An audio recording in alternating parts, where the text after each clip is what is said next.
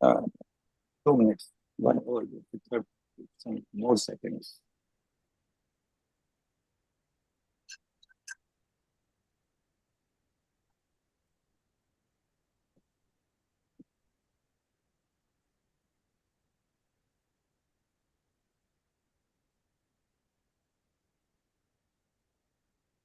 Meeting call to order. I request Rotarian Nata Vandari ji, Vice President in the duty of the President being absent today, to confirm the minutes of the previous meeting. The minutes of the previous meeting were circulated on the group, and I hope everyone has read it. Since no queries and questions were raised on the same, the minutes of the previous meeting starts confirmed. Thank you so much. Today we have a very important topic, that is heart transplantation. And we have a very, very eminent and learned doctor with us today, Dr. Chandrashekar Kulkarni, who is the director and head of CVTS and and lung transplant from the very famous Nanavati Max Super Speciality Hospital, Mumbai. I request Professor Dr. Lakshmi Goyal to please unmute and give the introduction of our eminent guest today. Thank you. All right. Good morning, good afternoon, good evening, depending on which time zone everyone is in. It is my distinct pleasure to introduce Dr. Kulkarni to our meeting today. As Rotarian Ruby Agarwal said, he is currently the director and the head of cardiovascular and thoracic surgery and heart and lung transplant program at Nanavati Max Super Specialty Hospital in Mumbai. He's a distinguished cardiothoracic surgeon with over 24 years of experience, renowned for his expertise in minimally invasive and robotic cardiac surgery. He has established himself as a pioneering leader in heart and lung transplantation in India, which is why we've invited him to talk to this group about organ donation. I want to share a little bit about his background. So Dr. Kulkarni has undergone training from premier institutions, including KEM Hospital and Medical College and global hospitals in Mumbai. His academic achievements include the prestigious Dr. P.K. Sen Gold Medal, along with gold medals in cardiothoracic surgery and pharmacology. He maintains active membership in leading professional organizations, including the Indian Association of Cardiovascular Thoracic Surgeons, IACTS, and the Royal College of Surgeons in Edinburgh.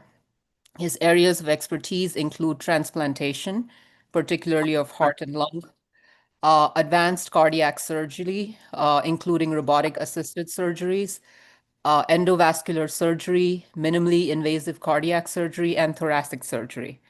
Dr. Kulkarni's commitment to advancing surgical techniques and patient outcomes has positioned him at the forefront of Indian cardiothoracic surgery. With this, I'd like to yield the floor to Dr. Kulkarni. Thank you. A very warm welcome to everybody. First of all, thanks to the organizers for giving me a sort of a platform and a truly international one. At the same time, I would like to really take this opportunity to pay my respects and tributes to my seniors and my teachers right from KEM Hospital. So when you said about Dr. P.K. Sen, after which the entire department of cardiac surgery in KEM Hospital is named, we would like to share his contribution to transplants in India.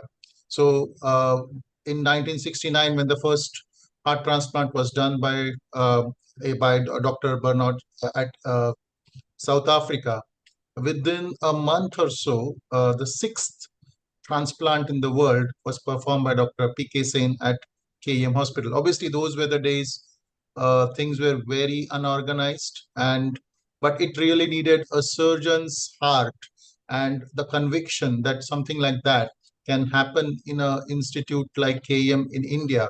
And from there, I think there was a series of around 6 to 8 transplants which happened. Obviously, none of the patients did do well for beyond 1.5 months of thing because of the immunosuppression and the various challenges which transplants can or give at any point of time, and even today. So that's where I think we would like to start about what we are for here today. So I'll just share my screen. Just let me know if you can see the full screen now. Yes, please. Perfect. Thank you. So, so here is why we are here today. Obviously, is because all of us would like to enjoy the gift of life, where we have been conferred of this beautiful thing by God or by nature or by science, whatever way of thought process you would follow. The gift of life is something which is needs to be in continuity, and the idea of organ donation and transplantation is basically to make sure that the gift of life is propagated and at the same time shared with somebody who otherwise would have had a difficult time if he had not undergone a transplant. So obviously very simple transplants like corneal transplant, and very complicated transplants like what we do nowadays, combination transplants like pancreas and a kidney, a liver and a heart and lung together. All these particular ways of doing transplants, from a simple corneal transplant to complex multi-organ transplants, is something which is very essential. At the same time, it is also trying to classify into different types of donations which we have. And the idea of this particular thing is to make sure that donations are something which we would like to make sure the people have to understand what is and what do we sort of aim by doing this sort of awareness programs. So organs and tissues which can be donated, we have a whole list of things which can do, and we can also come to know that a particular person, once he is considered to be brain dead, that's the eligibility for a transplant. And at that point of time, he can benefit approximately 8 to 10 different people at the same point of time. So 2 kidneys, 1 liver, lungs, hands, 2 hands, pancreas, heart, skin transplants can happen, and at the same time also complex transplants can happen in all of these. So each, and plus obviously corneal transplants can also happen. So there, a particular person, if he's been sort of the entire family has been told or they are primed, those people can really benefit around 8 or 10 patients all across the country now. So with the help of advanced transportation, as well as with the help of advanced technology, where we can actually preserve the organs for a longer time. So we'll come to that discussion a bit later, but now with what are called as ECLP techniques, where extracorporeal environments are made conducive to the organ, and we can have what is called as a waiting list, whether we can decide whether this particular organ can be propagated and it can be transplanted into a person with reasonable success.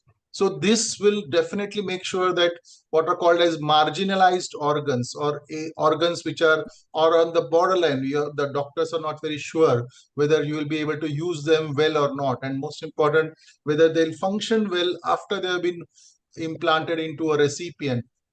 These particular techniques can also increase the amount of available organs which are there. At the same time, who can be a donor? Obviously, any person, where here we would like to classify as a live donor and a deceased donor. So live donor, we all know, it can be 1 kidney from 1 person can be matched with somebody else, and a particular surgery can be done where the implantation of the kidney can happen into the recipient. Here also we can have different combinations. So we have what is called as a swap transplant. That means I have a family member who requires a particular organ, but my kidney is not good for him because of the various genetic issues. I can identify a particular family who has a reciprocal need, and a swap can happen at the same time. So we can actually have 2 transplants happening at the same time in the same hospital with the 4 operation theaters, 2 donors, 2 recipients. It's only the swap which can happen. All of this is obviously being guided by the National Organ Transplant and organization, NOTO, which we call, and those will make sure that the proper ethical, medical, as well as the legal aspects of transplant are always considered while we are doing a live transplant. Second example of a live transplant is obviously a liver, where a part of a liver, most commonly, we have a CT scan guided algorithm to understand how much liver can be taken out of a person. Like, say, for example, my liver, it weighs, say, approximately 1.5 kilos, which is normal weight of a liver.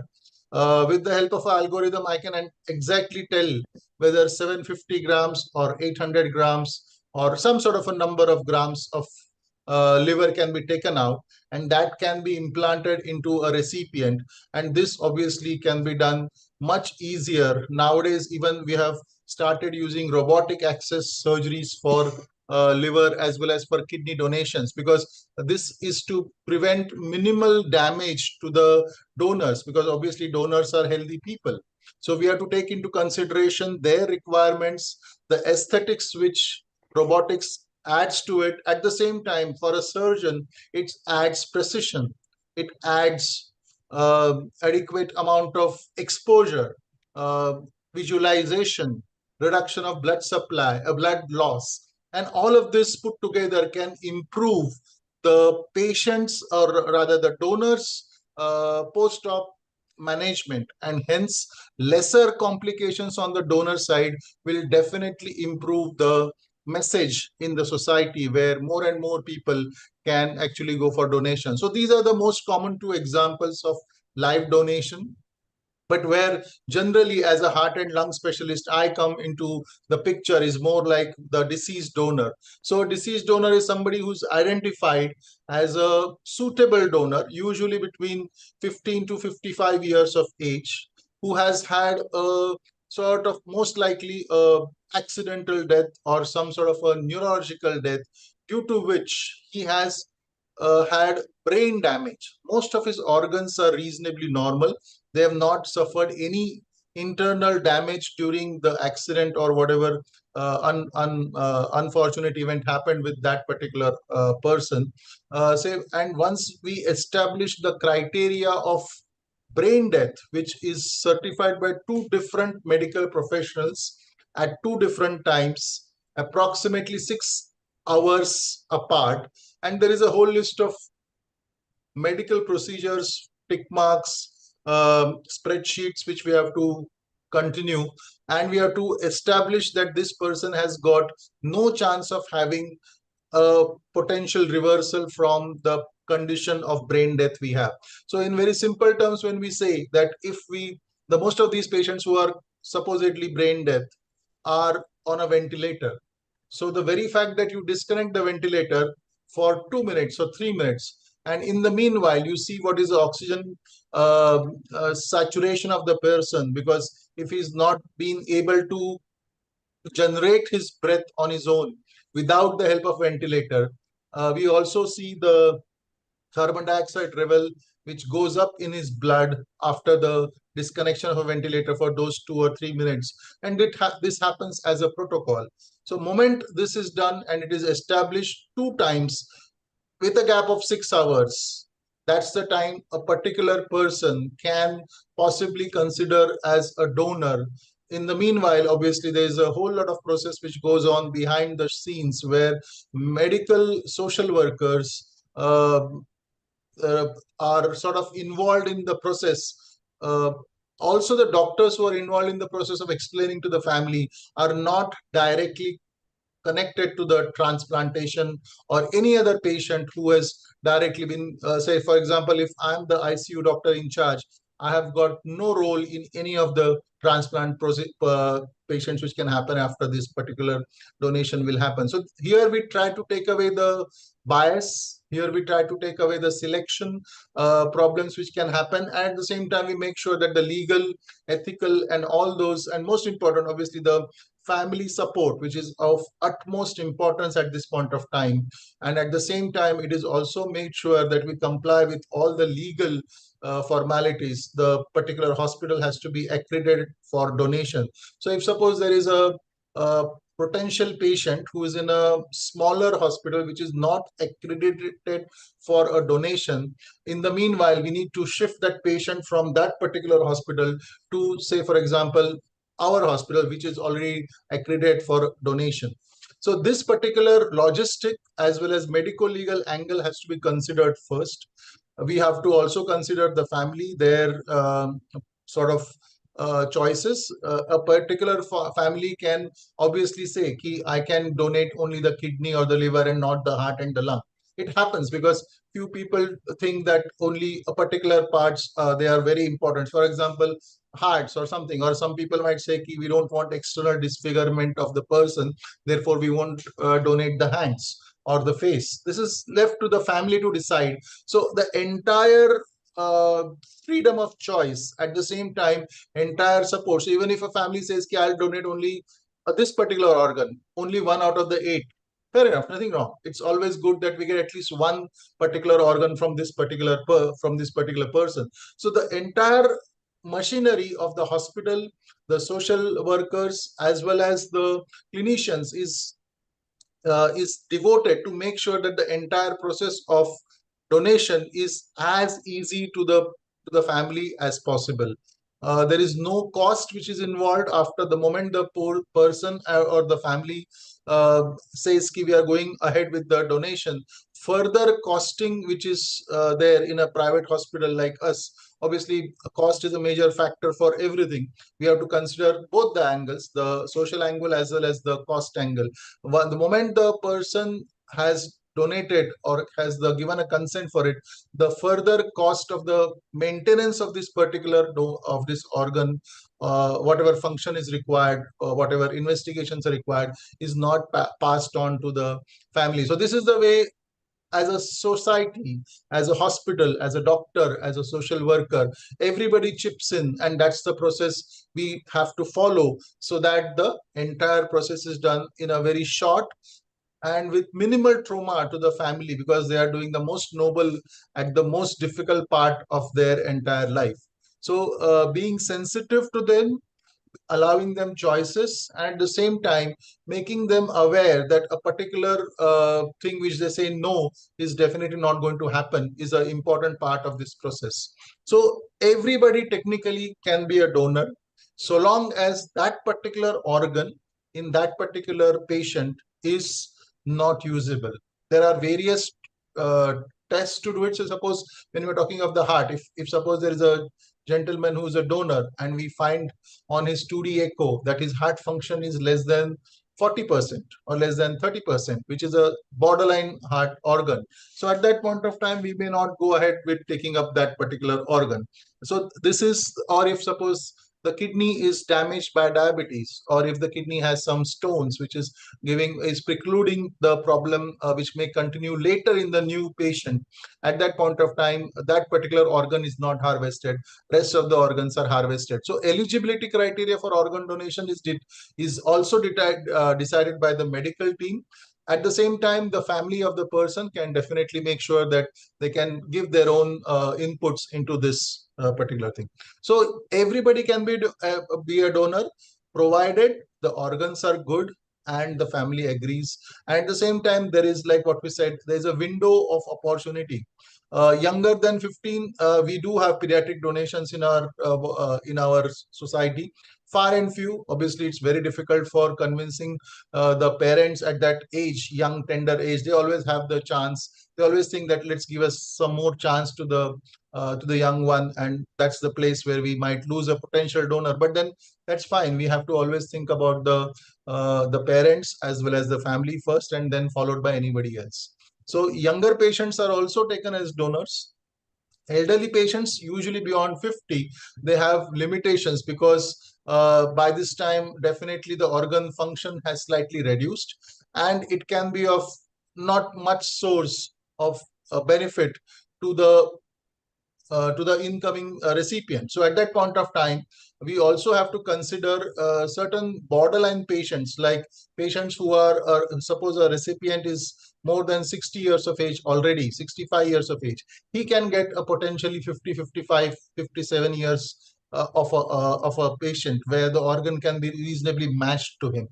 If suppose also we maintain patients on registry for international patients, because obviously unless and until there is no Indian patient on a particular registry for this, the next thing to consider for after all the Indian patients have said no to a particular borderline organ, then the international patients are sort of given a preference for this particular organ. So a borderline organ also can be taken care for a specific scenario, like what we said, an elderly patient or an international patient, because they are anyway down on the list for having a transplant done. So obviously, every person who has intention of donation can definitely carry a donor card. Nowadays, we have websites where we can register as an organ donor. The Noto website is the most common website which we see. And if you I just visited in the evening today, and I saw that approximately 4 lakh people have already registered for having registered as an organ donor. So that's very important. Even during our driver license, when we go for an exam, there's always a clause saying that, are you interested in organ donation? And it is important to know that a particular choice of person has to be conveyed to his family, because at that point of time when there is a possibility of this person coming up for donation, obviously his family is the one who's going to take the entire decision, and that person needs to know, the near and dear one of the family also needs to know. So as a family, if we can project the entire donation, that is very important. So this is the number of total transplants which are happening in India. This is up to 2024. Gradually we are seeing approximately 19,000 transplants happening in 2024, and out of which nowadays we are seeing the amount of organs which we are used.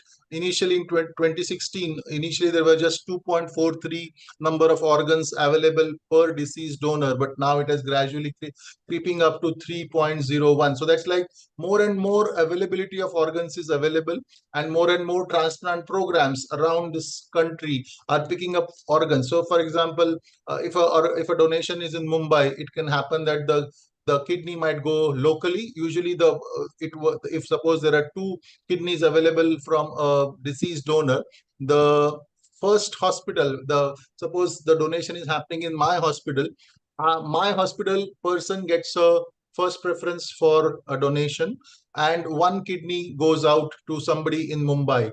Then if there is nobody in Mumbai, then it will be going to somebody in Maharashtra, then Western India, and then all over India.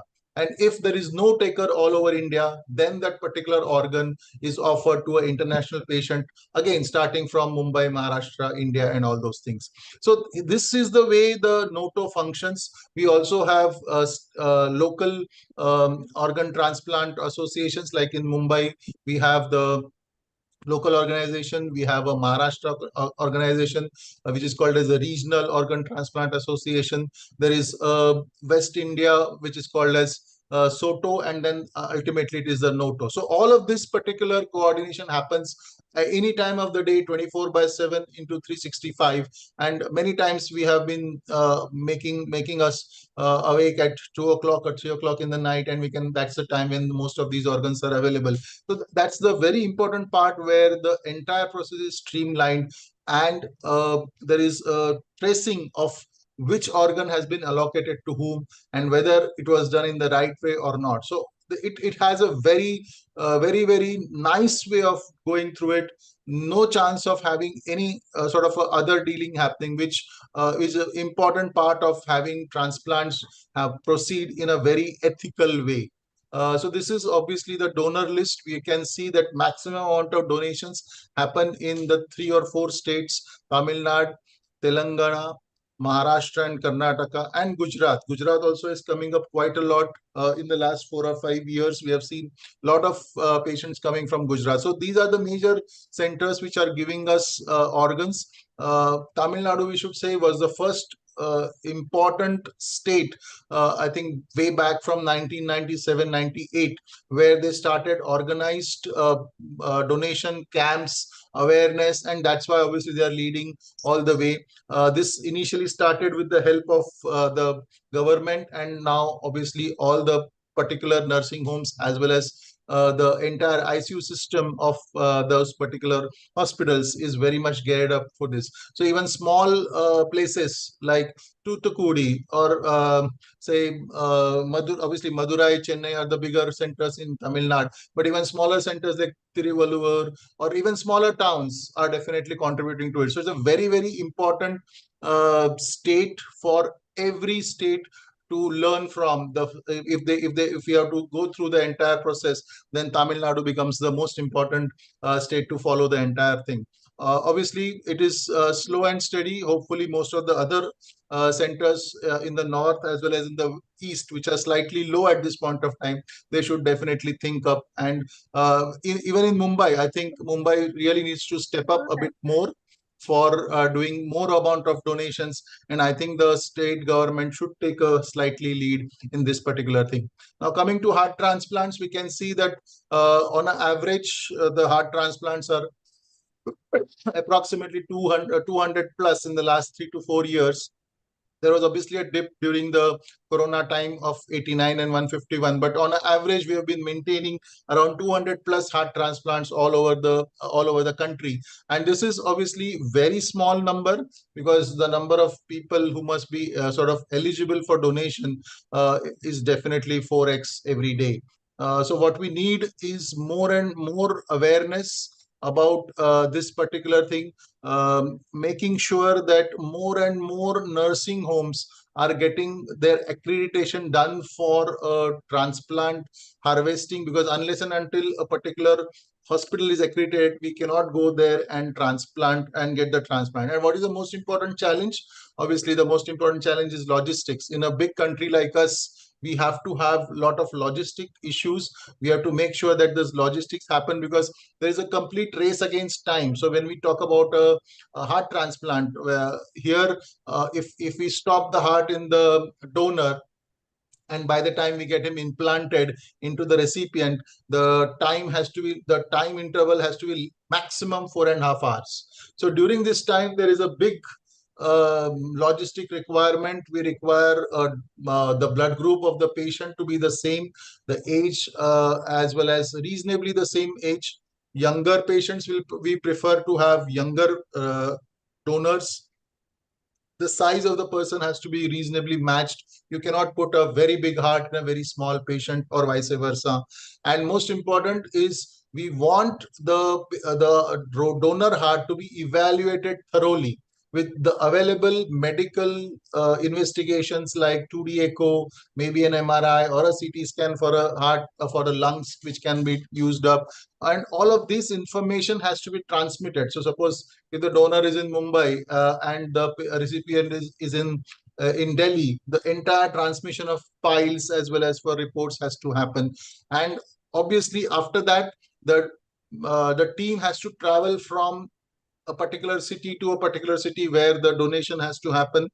Multiple teams sometimes converge on a particular hospital, and managing all of those. So making sure that the heart, the lung, the kidneys, liver, everything is used up in that particular patient, and we do not waste anything of the organ is an important and very, very sensitive issue.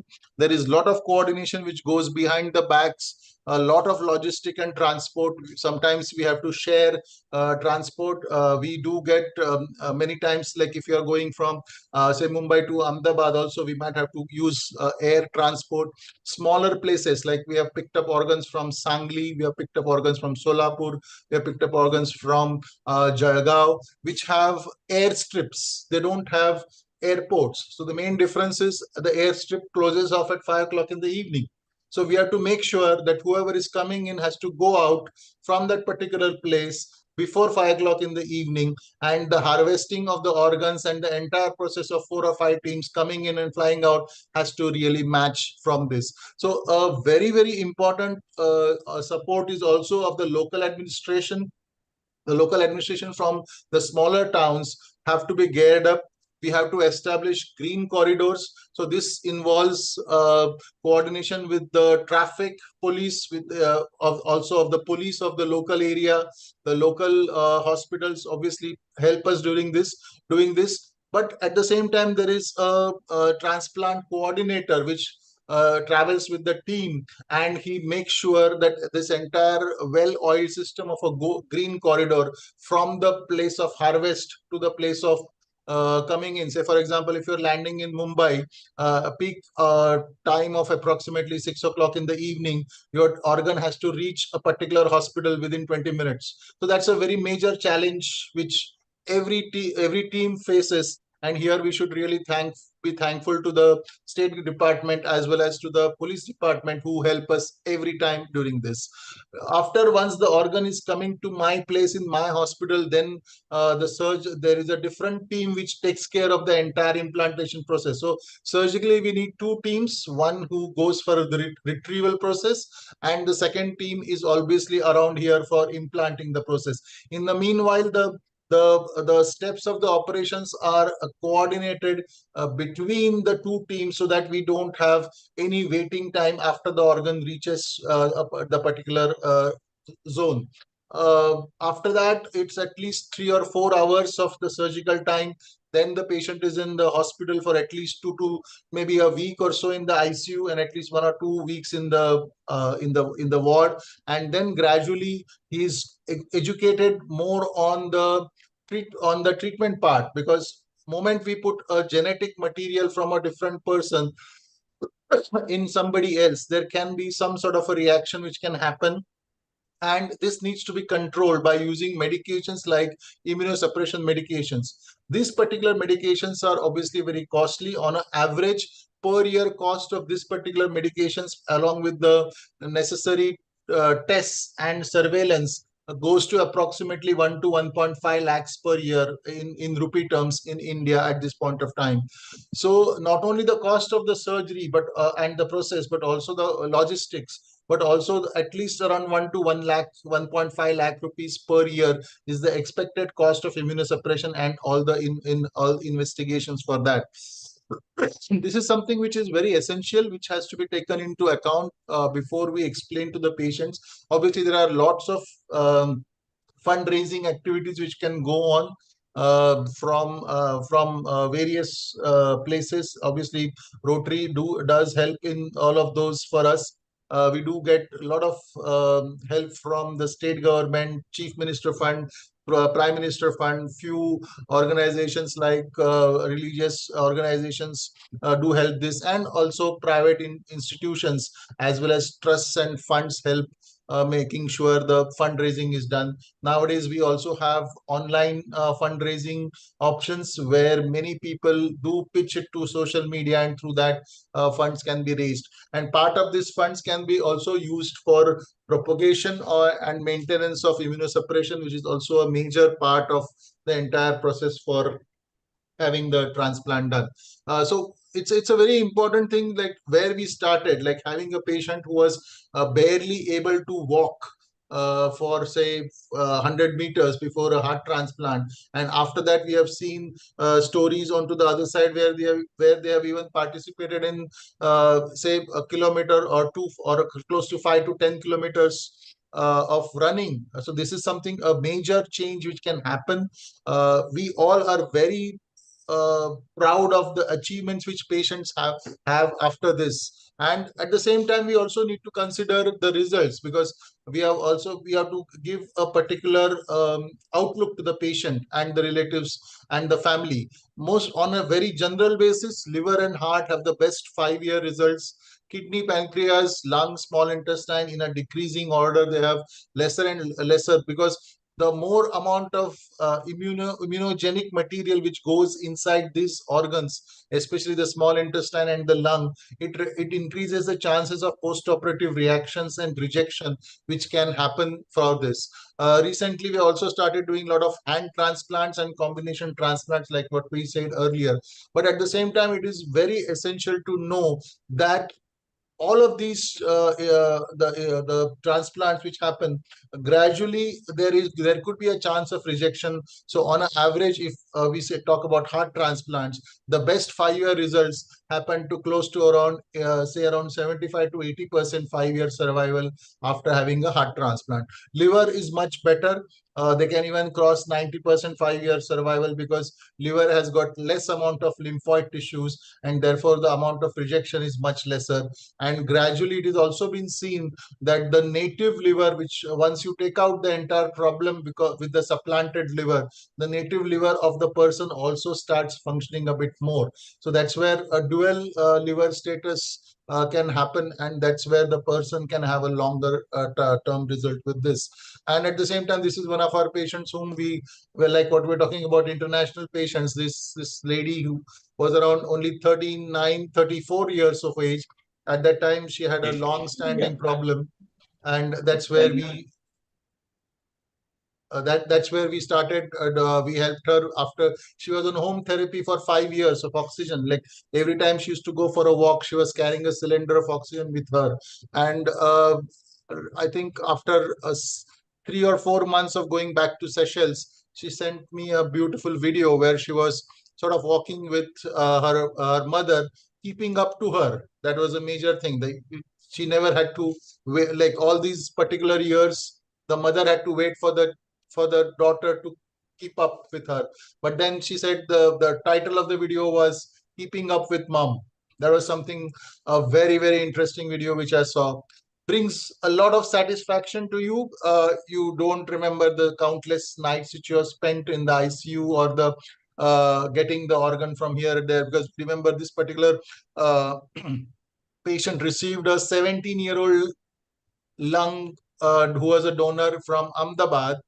We do felt very sorry about for the family on the other side, because you meet the family on the other side sometimes, ideally not the right thing to do, but just when you are coming in or going out, you do see them. You see their faces, you see their emotions, and at some point of time you see that after some time that particular organ, when it is transplanted into a new patient, and that person can like in this scenario, we have actually sort of bridged the entire gulf between Seychelles and India. 17-year-old unknown gentleman from Ahmedabad helping out a 33-year-old girl from Seychelles. This particular thing is beyond explanation. You cannot, the satisfaction which comes from this is something which is very surreal. And that's where we really go back to this, how to become a donor. All of us, including the doctor family and my family, we are already been registered as donors. It is very important to educate the next generation. So my kids already, like my elder daughter is already 23, 24 years, and she's already volunteered herself to become a donor. So all of us have to do this very simple thing. Be available for donation, and you never know when your family might actually need it. So it's a very important thing where just doing a routine work can bring a lot of satisfaction to you when you can touch somebody's lives. And when we say somebody's life, it's also the family behind the transplanted person, because they are the ones who actually run the show. They've seen the person declining in health, and they undergo the entire mental trauma of undergoing the surgery, the ups and downs of ICU care. Not everybody makes it. We need to be really sure that not everybody makes it through a transplant. But even if you are able to make sure that 95% of my patients make it through a transplant, we have an excellent program running. So coming from my background, where I've seen the first heart transplant happening in Chennai way back in 1999, that was the first time we saw it. Then going to New Zealand, there I saw approximately say 100 transplants on my own, and then coming back to India, where we started the program of heart and lung transplants at Global Hospital, and now continuing at Nanavati Hospital since 2019. Approximately 40 transplants in this particular 5 to 6 years. So that just gives us a idea that ultimately it is still the tip of the iceberg. 90% of patients who actually need a transplant never even have seen a transplant surgeon before they lose their battle for life. And here, the most important part is making sure that the gift of life is propagated well.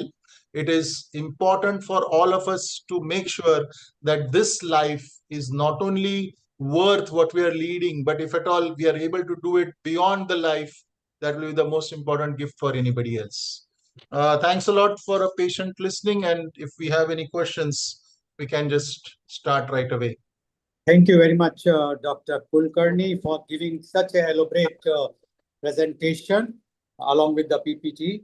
And my question before I will open to the house is, what are the latest advances in artificial hearts and xenotransplantation, especially for the hearts? Yeah. So, like what we were talking about, the advances in preservation of organs, because let me go there first, and then we'll talk more about the xenotransplant. So, if suppose, like I like to explain this, I have a borderline heart for a borderline patient. The best results obviously come when there is an excellent heart, excellent recipient. When you start reducing the chances of having a borderline heart with a borderline patient, I'm not very sure really whether this is going to work well post implantation into the recipient.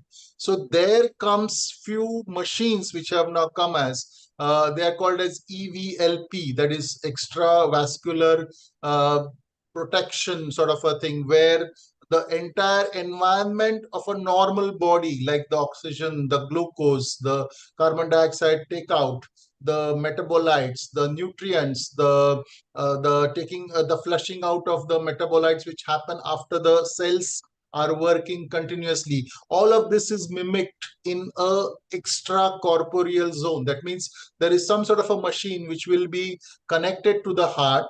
The blood goes in and goes out of that particular thing. The heart receives nutrition through the fluid which is there in the system. And at the same time, I can actually see the way the heart is contracting. I can check each and every part of the heart working, whether it is working to my satisfaction or not, whether the valves of the heart, the doors are opening and closing exactly the time where it should be opened or not. So all of this is a particular EVLP machine which replicates a normal scenario once that particular heart is going to into my body. So once I have this 5 to 6 hour data, that's where most of the hearts which are going to do well anyways will be taken up, and few of those which are not going to do so well will obviously not be offered to a particular patient. And here we have an excellent cost-effective zone, because we know that we're not putting a borderline thing in a or something which is destined to doom into a person who's already very borderline. So these are the certain techniques which have come up in preservation of every organ: the heart, the lung, the kidney, the liver, and all those things. So the second thing which we have already seen is there is something called as deceased donors. So we have something as brain dead donors. So when we say a brain dead donor, the heart is still beating. The person doesn't have a brain control over the heart or any of his organs. But the very fact that the heart is still beating, few people think that till the heart is beating, that means he's still alive. So I will not be able to donate that particular organ. So here there is a concept of what is called as deceased donors. That means the heart is actually allowed to stop for some period of time. So it's like, for example, my heart stops now. My family didn't want me to be donated because they were still thinking that possibly he might come back. So my heart stops now. After 15 minutes after my heart is stopped, immediately a particular machine called as ECMO. This is called as a ECMO machine, or an extracorporeal membrane oxygenator. Is sort of a machine.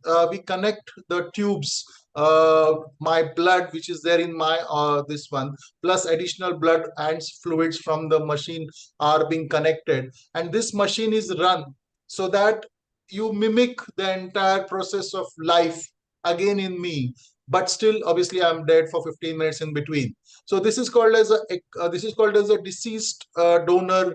And at that point of time, again, we can think whether a particular organ, like once I do my 15 minutes, I'm connected to a machine of ECMO. the rest of the organs, including the liver, the kidney, the heart, and the lungs, everybody starts receiving blood. Everybody becomes very happy. And most of us, we clinicians will think out of these particular 5 or 6 organs, which ones we can take. So this is the new way of advancing what is called as deceased donors. It's a very big number. We can see in Spain, in countries like Spain, who generally follow the European traditions. They have Spain, Portugal, even UK, Germany, they're doing much more of deceased donors, because out there they don't have problem with funds. Like obviously every machine has a cost. The EVLP has a cost, the ECMO has a cost. So suppose if I put a ECMO, in today's thing, when I say if I put a ECMO in Mumbai, the cost is approximately 10 lakhs. So who's going to bear this? Obviously not the family. Obviously not the family of the recipient, if the organ goes waste in between. This particular cost is obviously borne by the state in the Western zone, because they have state-run institutions. So this will help in getting more and more organs, but at the same time, if at all there is organ wastage, nobody is blamed for it. In India, it's not possible, but then in certain European countries, or even in US, or all these, they use this particular window of opportunity to increase the number of donations. So these are the ways they come to it. Obviously, xenotransplant, when we say, like using, for example, a pig heart in a human heart, which was just done approximately 1 year ago, there was an incident where they just couldn't do anything. Like a person who had some sort of a machine already involved into his heart, because heart wasn't functioning well, and there was no possible donor available. So that's where they used a pig heart for whatever reason at that point of time. That particular heart worked well for approximately 8 to 10 weeks, but then they failed, and obviously the patient didn't make it after that. So xenotransplant is very difficult, because the more and more genetic dissimilarity which you have between a recipient and a donor, you're going to get more and more rejections. There you will have to give more and more medications to suppress the innate immunity of the donor, of the recipient, sorry. And that's where he can get more and more infections. The more you suppress the immunity, you can get viral infections and fungal infections. These are very difficult to treat as compared to the bacterial infections. So xenotransplant as of now is still in the books, in the academic or the lab grown.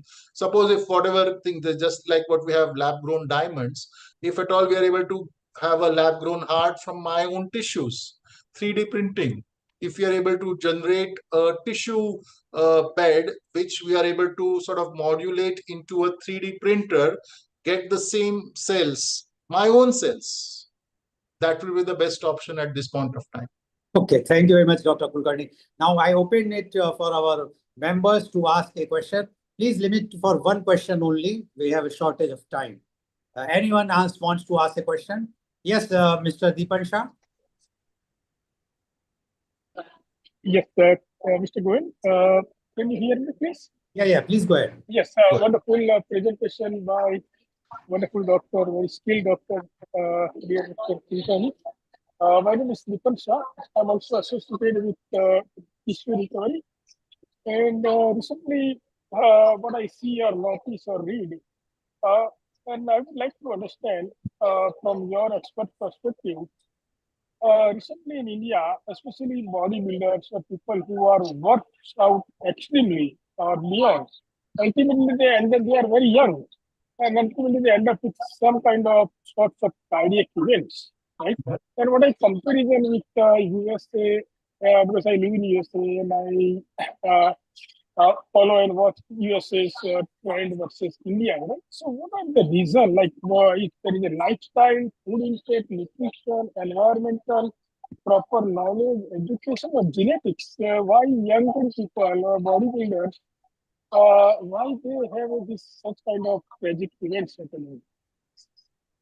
So it's something which is, I call it as internet sensation. I will never say that Indians have been completely good health even say 100 years ago.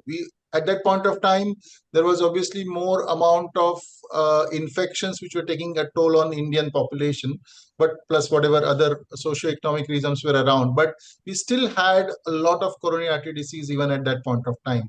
Maybe it didn't come to surface, maybe it didn't do anything. But now what has happened with the help of the social media, every time you see a person dropping dead in a gym, it's already been captured by the CCTV, and that sort of a footage is rolled on everywhere else. And at the same time, we need to understand that India has gone from, say, for example, 30 crores to 140 crores. So this particular increase in population numbers itself, with availability of technology to record every event, and the same event is being played on loop, gives this particular thing. So if you see the amount of percentage of increase is not more than 5%. So if suppose 50 years ago we had under 50 coronary artery disease as X, today we are having it at X plus 7% or X plus 8%. But the sheer number is definitely adding to the burden. We have also seen that younger females are also getting into this zone of coronary artery disease. There is a reason for this. Obviously, the smoking percentage has increased in younger females, and the thing which has not been so good is the stress. So addition of stress to an existing metabolic profile of an typical Indian. So when we say a typical Indian, we are classifying ourselves as generally slightly insulin resistant, a lot of carbohydrate rich diet, more of LDL cholesterol, the bad cholesterol, and less of HDL, the good cholesterol. So this particular combination with small amount of truncal obesity and blood pressure and high amount of salt intake, this is called as a metabolic syndrome. So this metabolic syndrome is the reason, which is, you can say, genetic predisposition has already happened in all of us. This was what is called as a, it's like the gun is already loaded and the lifestyle pulls the trigger. So it's generally the stress, unusual or unaccustomed exercise, especially in the morning. So if you're going for an exercise schedule, it's always good that you go for at a very graduated level. And if you're going from stage A to stage B to stage C, it is always better to have a documented stress test. Say when we're talking about the heart, it's always better to, suppose if you're running 5 kilometers and you start running 10 kilometers, it is always better that around 7 kilometers you should have a stress test done.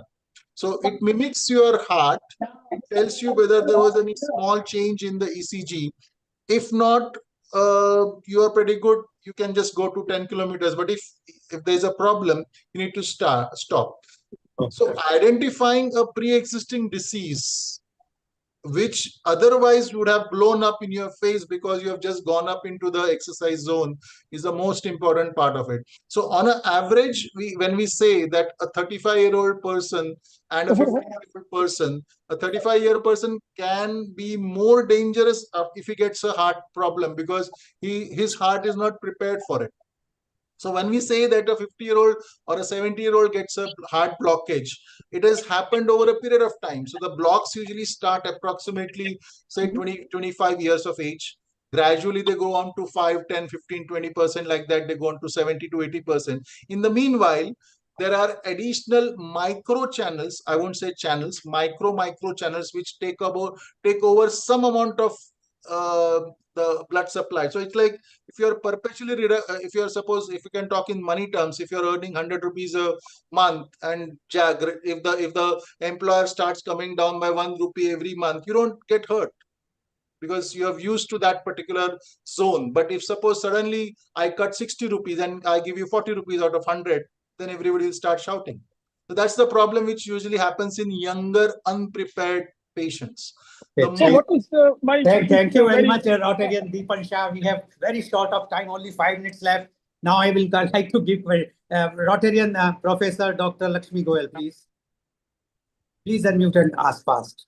Sure, thank you. I'm curious about the role of robotic surgeries or robotic assisted surgeries. You talked about the cost of these machines. but there's probably data on how they avoid some of the complications that Yes. can come from human Yeah. error. So do you see this becoming big, and do you see some of the private hospitals investing in it in the near future? So already we have lots of robots around in Mumbai. At this point of time, robotic is very common in gynecological, abdominal, prostate surgeries. Slowly we are starting in cardiac surgeries also. Like we have started doing around 25-30 cases of robotic assisted bypasses. Few cases of what is called as hole in the hearts or valve replacements can be done by robotics. At this point of time, the cost is exorbitant. So we generally would be a bit skeptical to go it for everybody else, so long it is being covered by insurance, then everybody's fine. So like what we said, simply a robotic bypass doesn't open my chest bone. It just does small, say, chest pocket sort of a incision without cutting the bone. And very important in a diabetic patient or in a lady, because cosmesis also is an important part of the of a surgery when I offer for a lady. Other thing is most of my target or audience of the patients are 60, 65 plus. In ladies especially, we know they are osteoporotic. So if I'm not opening the bone, obviously the osteoporosis, the infection, the diabetes, and all those hidden benefits are to be translated into quality of life and return to function. This is something which is very important for everybody. So why do I do a surgery? Because I want to live better. If I'm carrying some other disease, why did I do my surgery? So here, taking away the pain of the surgery, taking away the associated comorbidities of the surgery, and making sure that the return to function is a perfect, that's where robotics meets science, innovation, and aspiration of a patient. Thank you, Dr. Rotarian Sunil Gupta, please. I'll ask a very quick question. Thank you for the talk, Dr. Kulkarni. I am a kidney recipient, and I got my donation from my dear wife, who's also listening today of your talk, and also my daughter, who's aspiring to be a doctor herself in cardiology and cardiac surgery. She's 23. She's also listening to your talk. So thank you for that. Quick question.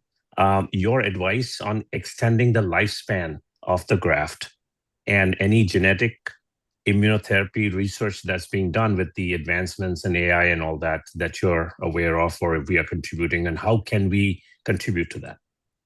Yeah, that's obviously slightly difficult, because once you have had a organ from somebody else, it's like what we discussed earlier, as 3D printed organs will be the best thing to go ahead, but that's still maybe not even in the lab stage at this point of time.